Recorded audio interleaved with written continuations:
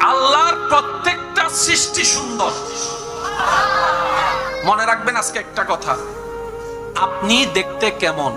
উত্তর একটাই, আপনার রবের আপনাকে যেইভাবে দেখতে ভালো লেগেছে আপনার রব আপনাকে সেভাবে বানিয়েছে। আজকে থেকে যদি কাউকে একটু কালো দেখেন ব্যঙ্গানো যাবে? আজকে থেকে কাউকে যদি একটু থোতলা দেখেন ব্যঙ্গানো যাবে? আজকে থেকে কাউকে যদি অন্ধ দেখেন ব্যঙ্গানো যাবে? দেখতে ইচ্ছা হয়েছে, আল্লাহ আপনাকে চোখ দিয়েছে।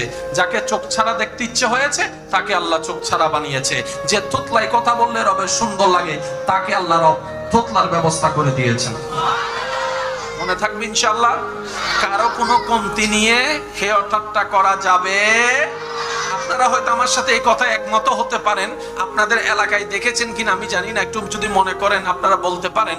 অনেক মানুষ আছে সুস্থ